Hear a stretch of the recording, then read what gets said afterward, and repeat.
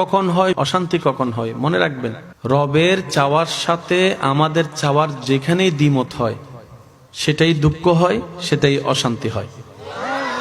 রবে চাচ্ছে আপনাকে ব্যবসা দিতে, আমি চাচ্ছি চাকরি করতে।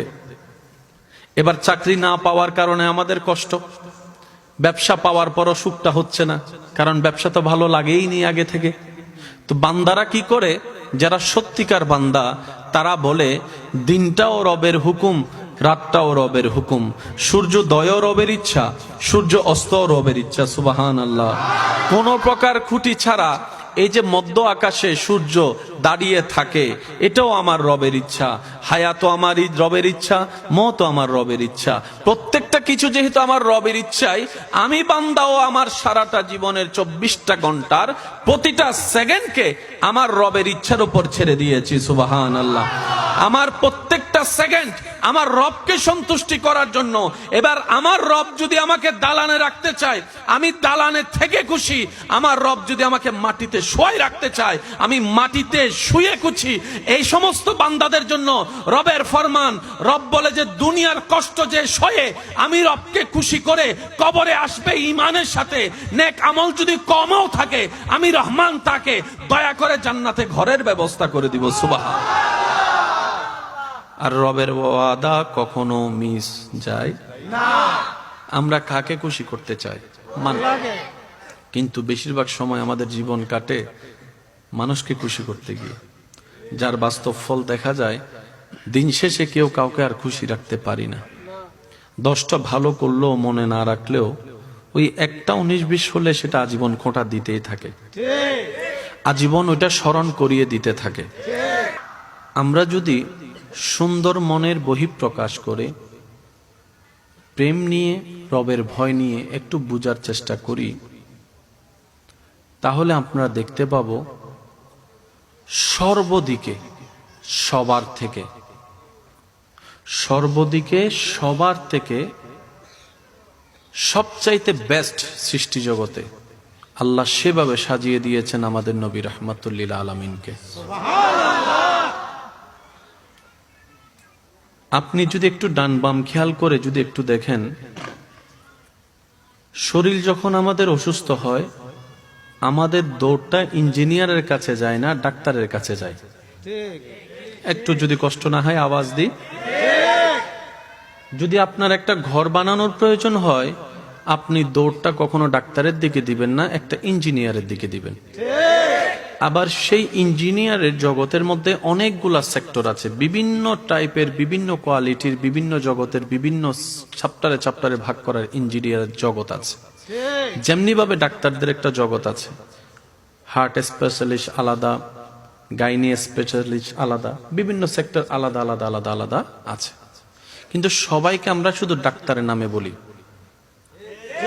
এই ডাক্তার শব্দের ভিতর গবেষণা করতে গেলে কিংবা ভিতরে ঢুকলে বিশাল একটা সমুদ্র পাওয়া যাবে।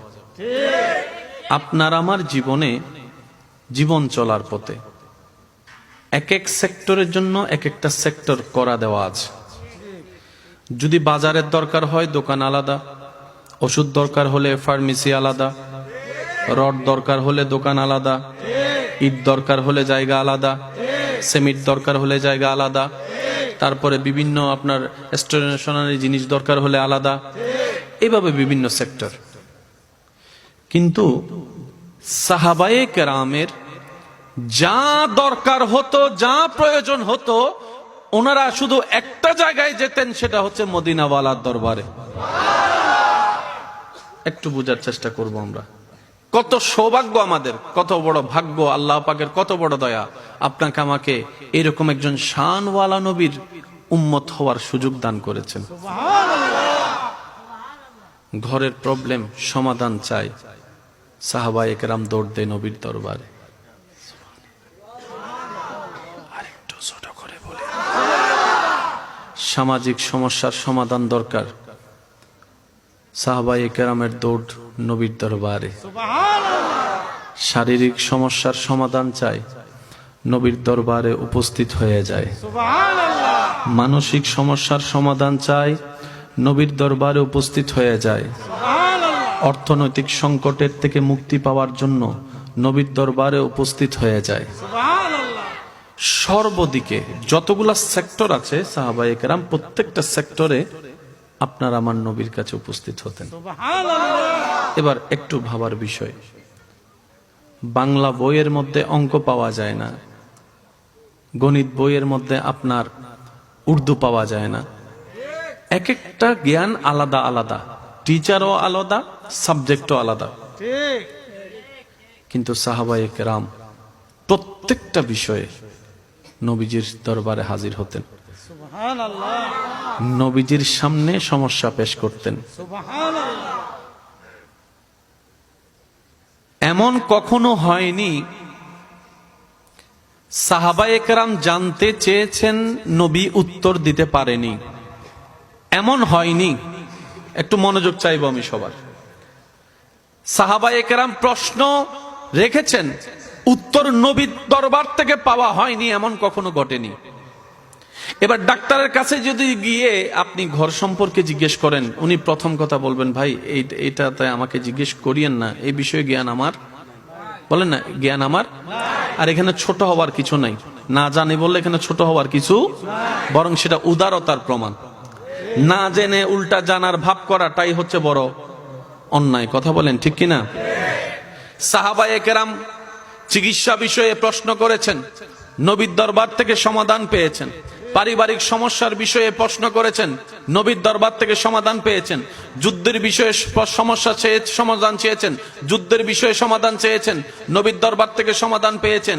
ভাই ভাইয়ের সমস্যা, ভাই বোনের সমস্যা, সন্তান মার সমস্যা, পারিবারিক সমস্যা, সামাজিক সমস্যা, রাষ্ট্রীয় সমস্যা, দেশীয় সমস্যা, অর্থনৈতিক সমস্যা, ব্যবসার সমস্যা, চাকরির সমস্যা, গোলামের সমস্যা, মুনিবের সমস্যা, সুবহানাল্লাহ একটু জোরে বলি না, যত ধরনের সমস্যা একটা জায়গায় সাহাবায়ে কেরামের উপস্থিতি। জানতে চেয়েছেন, আল্লাহর হুকুমে নবী জানাই দিয়েছেন। সেই নবীর উম্মতের খাতায় আপনার আমার নাম লেখা। আল্লাহ তাআলা আমাদেরকে সেই মর্যাদা রক্ষা করে চলার তৌফিক দান করুন। কষ্ট হচ্ছে না তো আপনাদের? 2-4 মিনিট নিলে কোনো কষ্ট হবে?